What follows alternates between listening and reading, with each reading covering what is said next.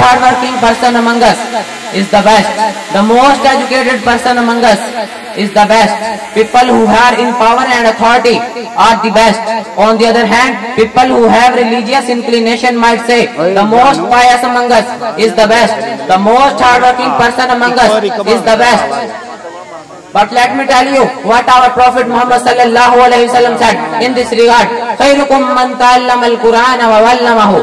The best is the person from you. The best is the person who learns the Quran and who teaches the Quran. Remember, this could be in the form of tajweed, tafsir, memorization, explanation, translation, and then he or she passes it on. There is another hadith, Imam Bukhari and Imam Muslim recorded it in their respective collection of ahadith. Al-Mahir bil-Quran, ma safratil kiramil barara. A person who recites the Quran beautifully, smoothly, and precisely will be in the company of noble and obedient angels. Some people find it hard to read the Quran. They stumble and stutter. However, they try. For such person, lahu ajran. Some students are sharp. They have a long and broad memory. They make a little effort and learn something by heart. Some students are bad at memorizing. They take a long time to learn something by heart. Remember, they are double divided. In Islam, envy or jealousy is prohibited. Envy means to say, why does he has it? Why has he got it? I wish it is taken from him and given to me. This mindset is haram, completely forbidden. Rasulullah sallallahu alaihi wasallam said, whenever there are only two instances wherein a person can envy. First is the person who recites the Quran and remember it day and night. Second is the person who blessed with wealth and he does a lot of charity.